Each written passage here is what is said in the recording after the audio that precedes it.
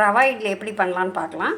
ரவா வந்து எண்ணெய் ஊற்றாமல் கொஞ்சம் நல்லா வறுத்துடணும். லைட்டாக ஒரு ப்ரௌன் கலரில். கடுகு, உளுந்து, கடலப்பருப்பு வேணும்னா நம்ம முந்திரி பருப்பு சேர்த்துக்கலாம். இஞ்சி, பச்சை மிளகாய் நறுக்கி போட்டுக்கலாம். கொஞ்சம் பெருங்காயத்தூள், இது கருவேப்பிலையும் மல்லியும் போட்டிருக்கேன். உப்பு கலந்துருக்கேன். இப்போது இதில் வந்து நம்ம தயிர், கெட்டி தயிரை கொஞ்சம் நல்லா விப் பண்ணிக்கணும்.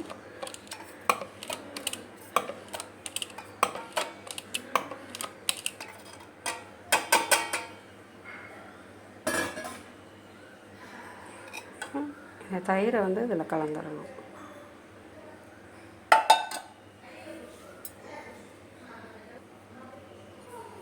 இப்போ இதை வந்து ஊற வச்சிடணும் கொஞ்சம்.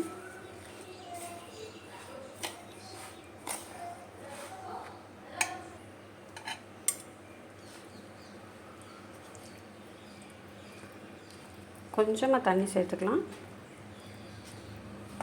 இது ஒரு அரை மணி நேரம் ஊறணுன்னு அப்படியே நம்ம இட்லி சட்டியில் எப்போயும் நம்ம இட்லி ஊற்றுற மாதிரி ஊற்றி எடுத்துடலாம். இந்த மாதிரி ஒரு பதத்தில் இருக்கணும். ஒரு அரை மணி நேரம் ஊறணுன்னு அதுக்கப்புறம் நம்ம இட்லி பண்ணலாம்.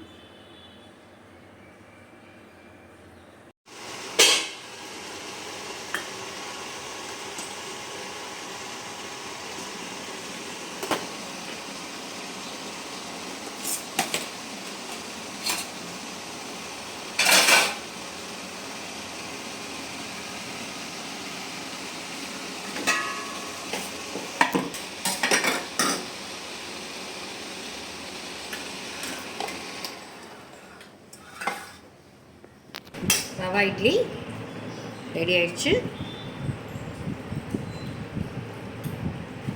இதுக்கு ஒரு கோகனட் சட்னி நல்லாயிருக்கும்.